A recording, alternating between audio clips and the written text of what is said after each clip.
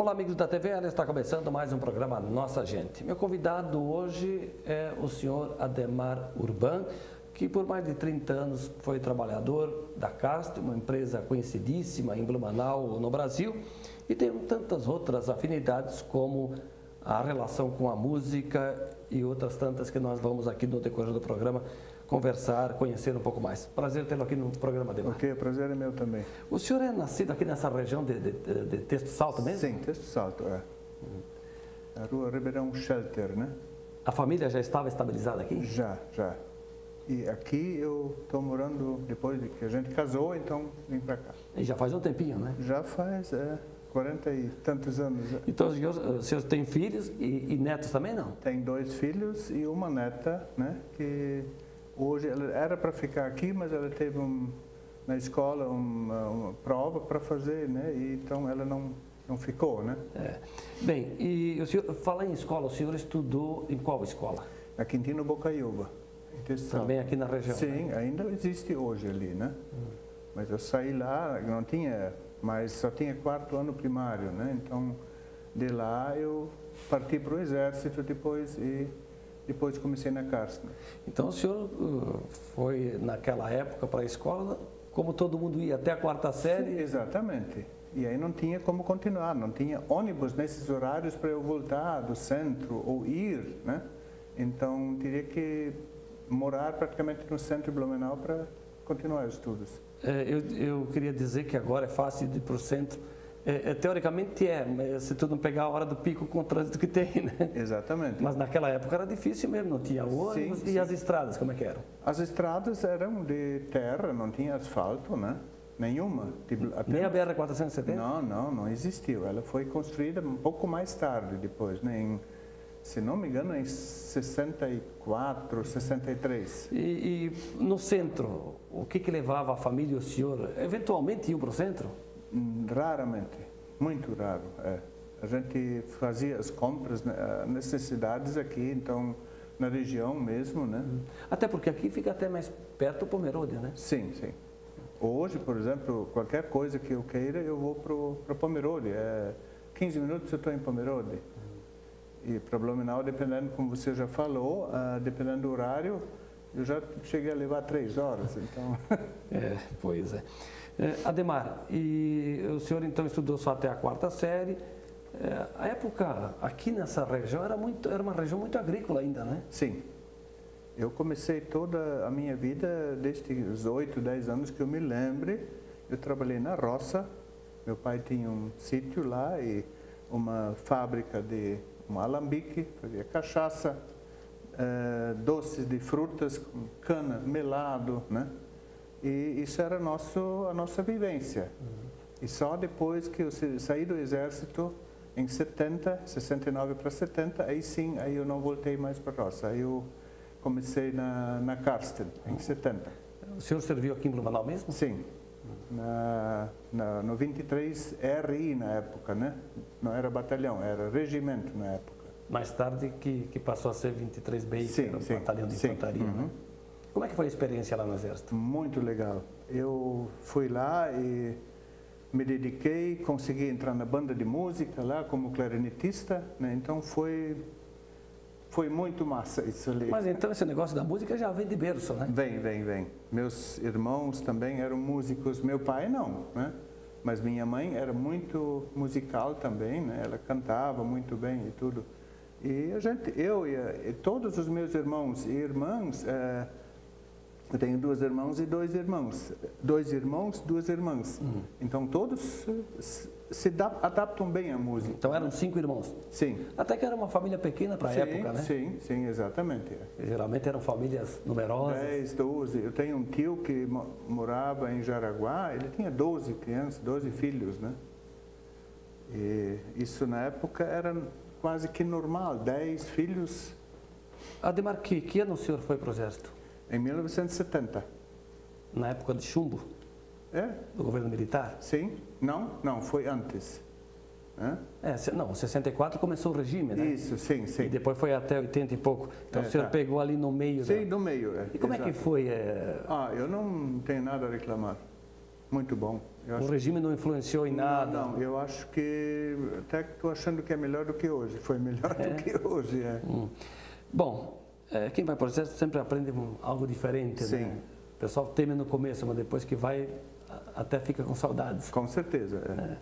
Bom, e nós falamos sobre a música, o senhor falou da interferência, da influência da mãe. A igreja ajudou também nessa parte? Não muito, não muito, né? E a gente sempre participou da igreja já desde criança, né? Sou evangélico, confissão luterana, mas não que a gente era fanático, né? Ajudou um pouco, né? Mas não o tanto como muitos pensam, né? É porque a igreja luterana e algumas outras também denominações, elas prezam bastante pelo ensinamento da música, né? E o senhor aprendeu a tocar o quê? Quais os instrumentos? O primeiro instrumento foi, eu tinha 12 anos de idade, foi em 1962, bandoneon, né? E aí eu, com 13 anos, abrilhantava bailes dentro de casa ou festas de casamento dentro das casas, das famílias, né? Com 30, 40 convidados, assim, dançavam a noite toda na sala, né? E isso foi durante vários anos, né? E aí depois a gente formou uma dupla, tinha mais um vizinho meu, já falecido, e um tamborista. Então a gente estava em 3 e a gente fez essas apresentações, né? O senhor acha que isso é vocação ou a gente precisa treinar, se dedicar para pegar o jeito? Vocação. Está no sangue? Está no sangue. Isso eu vejo agora com a minha neta, né? Ela herdou muito, né? Ela canta em alemão, até depois a gente pode até mostrar. Ela tem uma dicção em alemão que muitas crianças da Alemanha não têm essa dicção, eu garanto. E o senhor toca e canta? Sim. E quando o senhor canta, são só as músicas alemãs ou também o senhor cai para um sertanejo, para uma coisa nossa aqui? Não, é mais alemão. Mais alemão. Eu canto outras músicas também, mas raramente, né? No final do baile, assim, não vai uma música gaúcha, uma música sertaneja? Pode ser também, mas é mais dedicado ao alemão. Então, mas que bacana, né? É uma coisa que faz parte, né? É alguma coisa paralela ao trabalho, né? Exatamente. Isso era o quê? Final de semana, noite? Sim, só principalmente finais de semana, né? Mas precisa treinar, precisa se preparar, né? Sempre tinha um ensaio semanal e na época era assim, a gente se apresentava até no norte catarinense, municípios... Tinha que viajar? Tinha que viajar e dentro de Kombi, porque não tinha aparelhagem de som, só instrumento. Quem tocava um instrumento de sopro levava o instrumento debaixo do braço, embarcava e foi, né? E até que um dia eu já trabalhava na Castor, muito tempo, tinha um cargo lá dentro e às vezes eu não chegava assim, às 5 horas da manhã para começar a trabalhar, porque nós vínhamos de uma apresentação lá longe. E aí a diretoria um dia me chamou e ele disse: Ademar, ou você vai ser músico ou você vai ser nosso empregado. Aí eu tinha que decidir, então eu larguei da música vários anos, né? Então o senhor foi para o exército em 70, saiu do exército e foi trabalhar já na Castor? Sim, direto. 71 daí? Em 70 eu ainda comecei na Castor. Mesmo ano. Começou fazendo o quê? Eu era estampador manual, não tinha maquinário na época, e não sei se tu consegues lembrar, eram 6 ou 8 mesas de 45 metros de comprimento, isso eu me lembro, e dependendo, uma toalha de mesa, por exemplo, tinha 5 cores, tinha 5 quadros, que uma em cada lado da mesa, as pessoas tinham que carregar e rastejar a tinta com uma espátula de borracha, né, para tingir o tecido.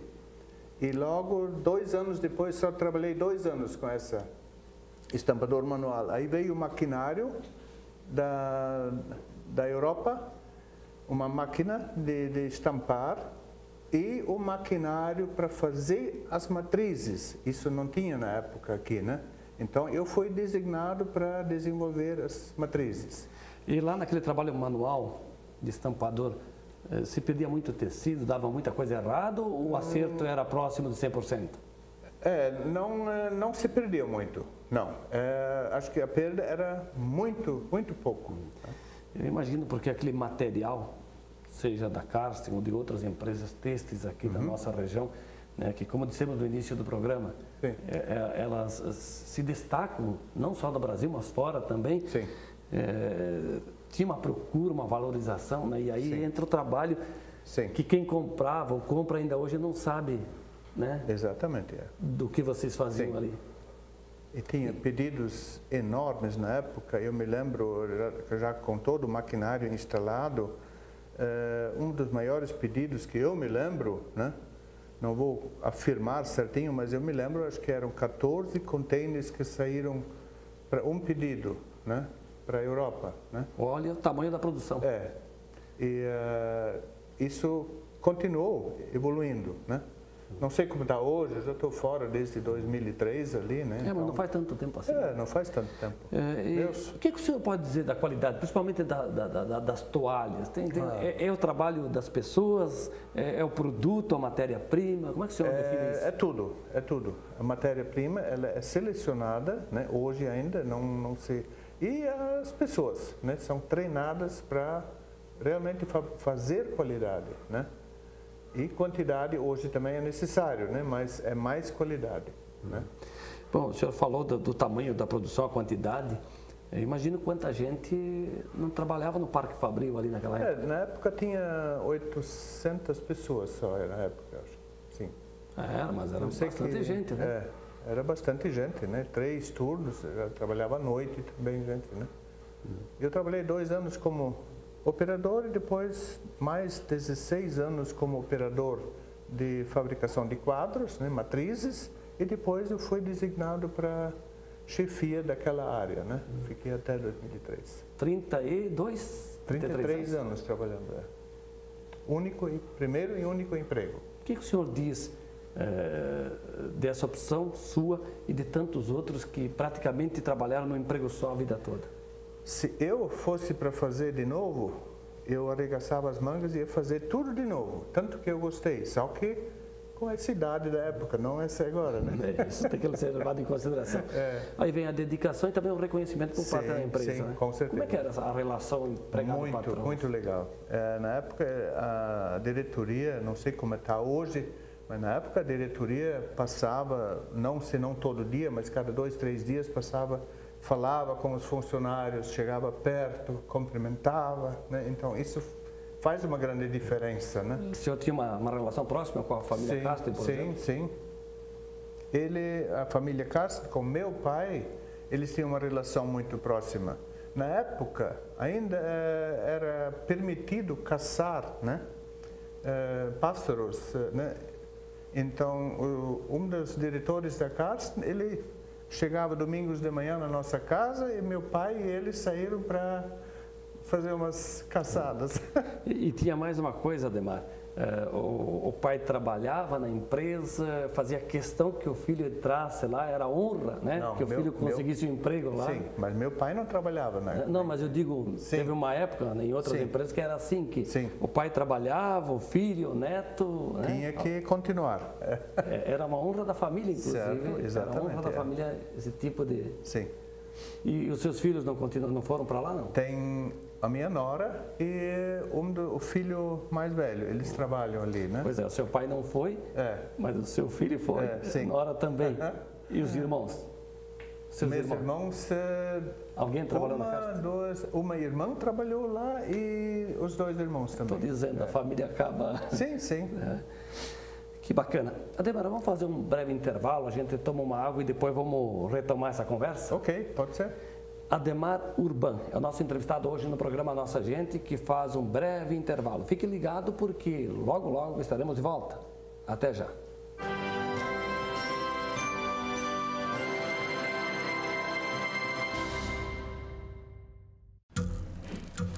As formas de comunicação mudaram, porém a necessidade das pessoas serem ouvidas continua igual.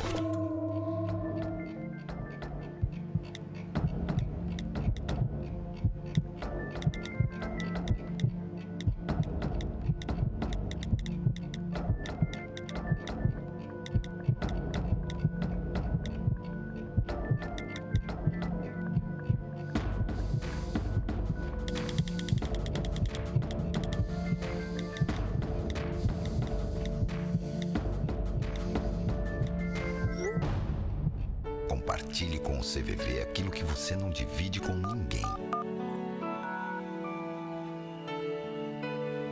Valorizar a vida, é isso que o CVV faz. Ligue 141 ou acesse cvv.org.br e receba apoio emocional.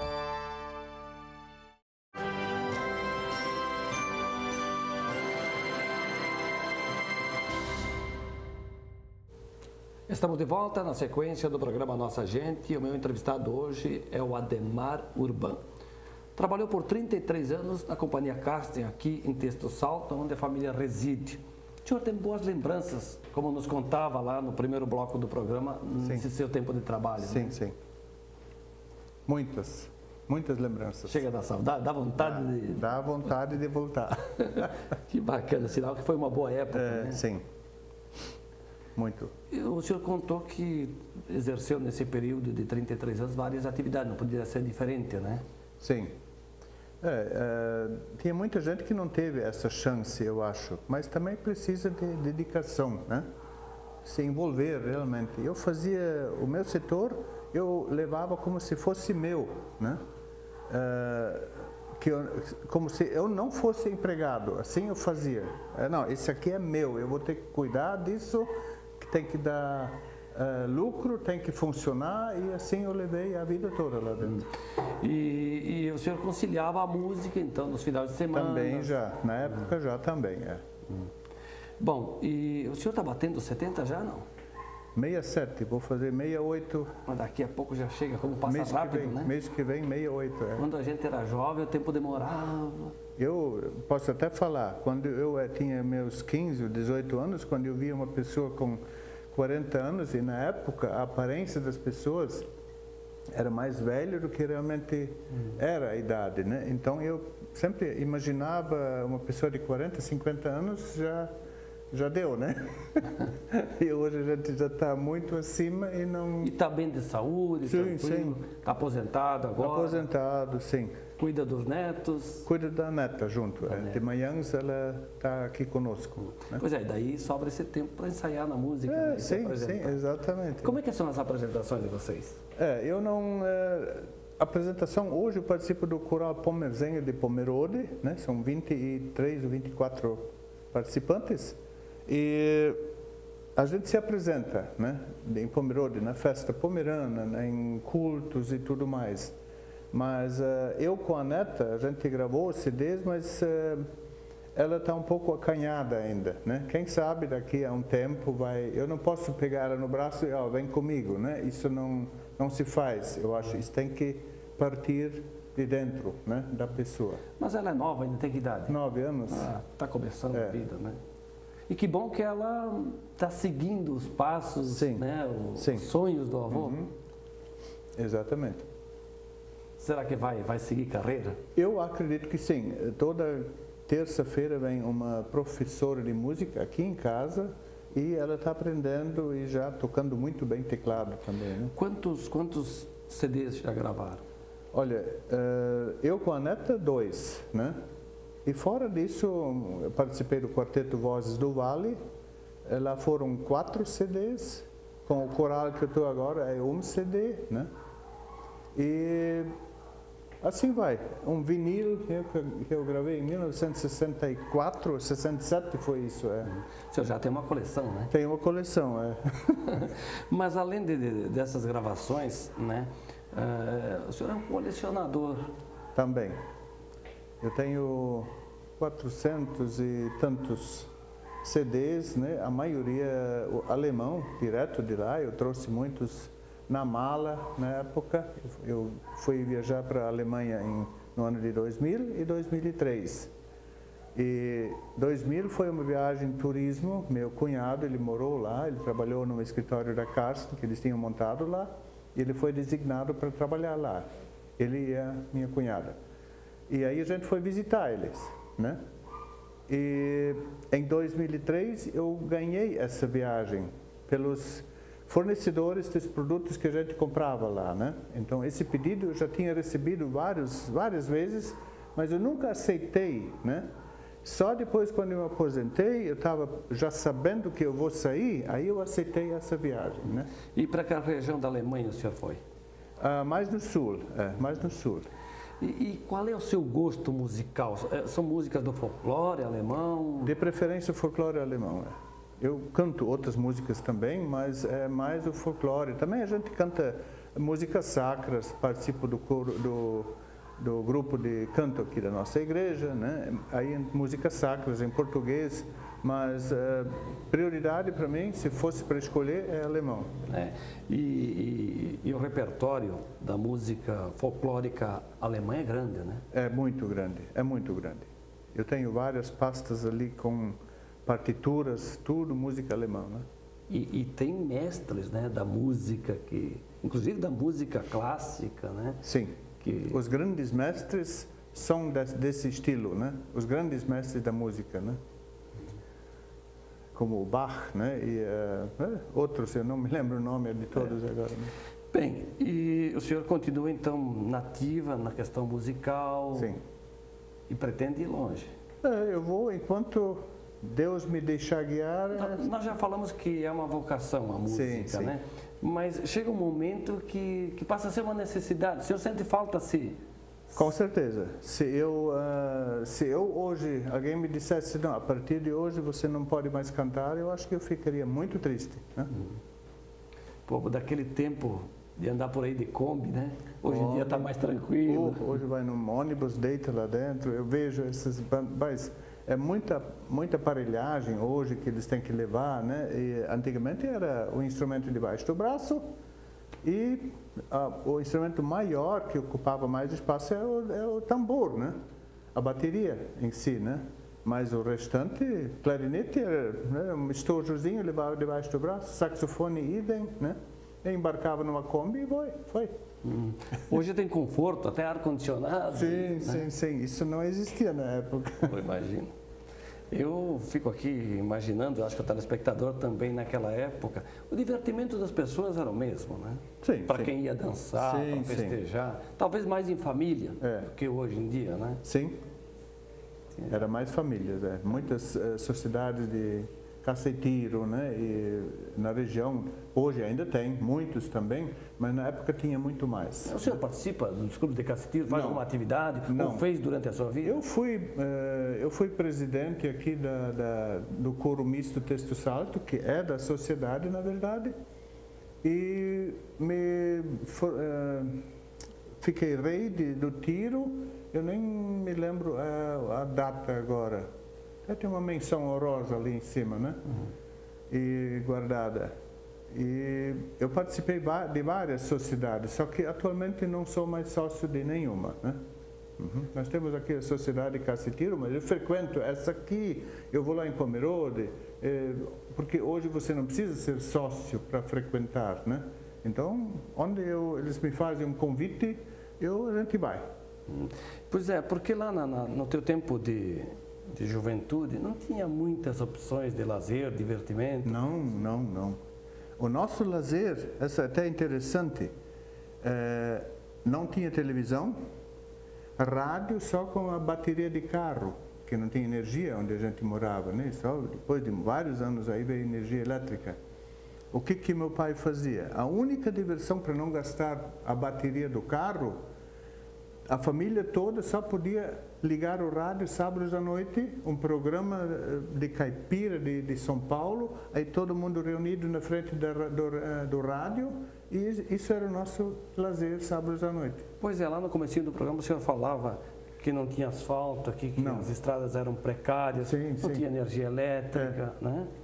Então, faltou tudo, não tinha água, nada, era só poço ou nascentes, né? Nós em casa... buscar cobalde? Não, nós tínhamos um encanamento que o meu pai fez, mas chuveiro só frio, não tinha, né? Ou banheira, né? Aí jogava água quente, fazia num tacho com lenha, né?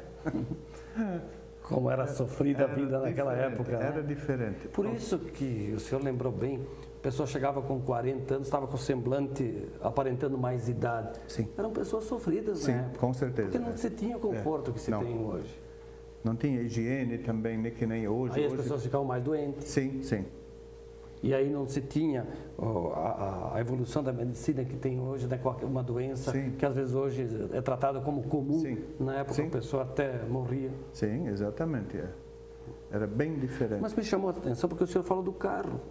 Né? Para a época, pouco comum, né?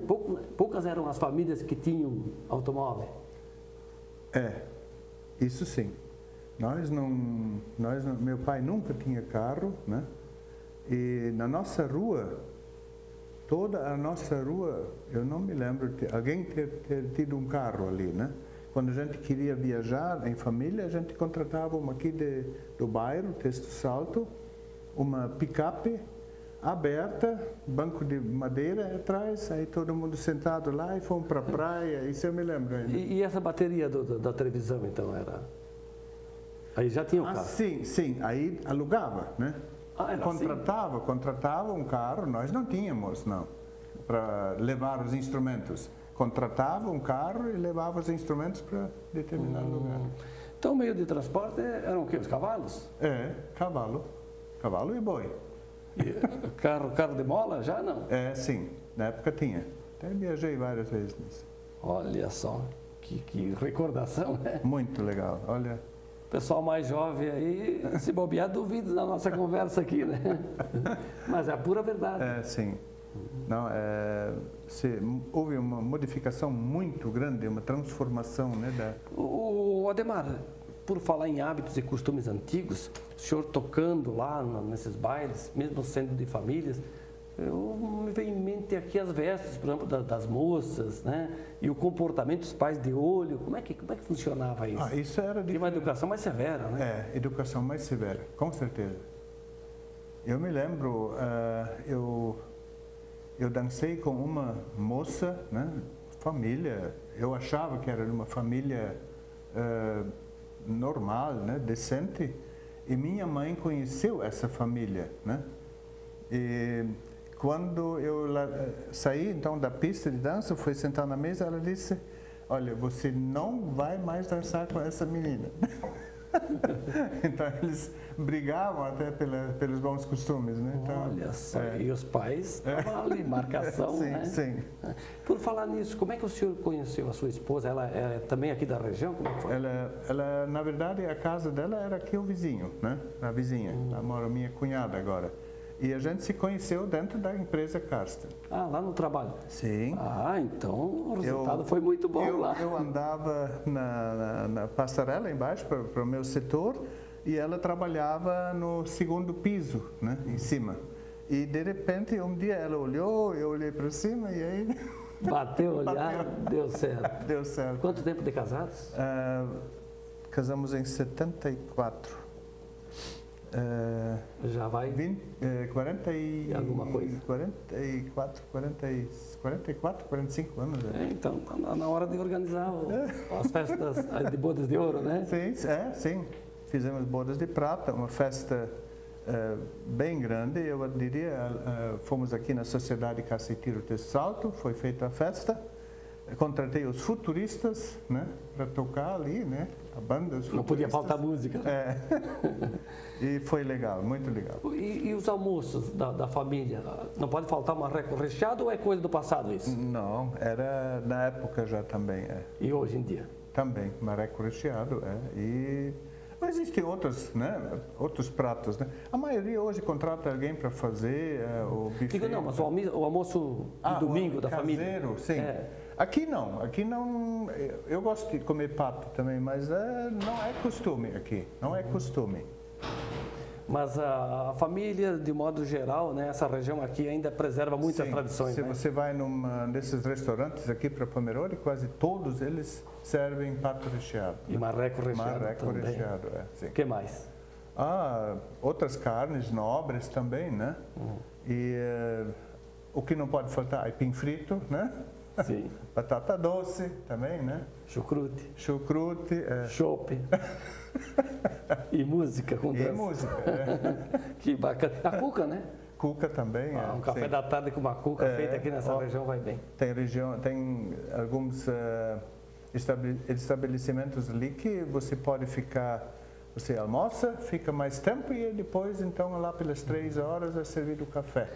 O senhor mora numa região maravilhosa, né? Com certeza.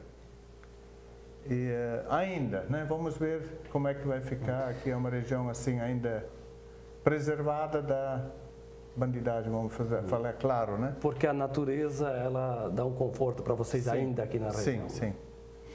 Bela região. E os costumes ainda são mantidos, Sim. tanto na gastronomia como Sim. nas relações pessoais.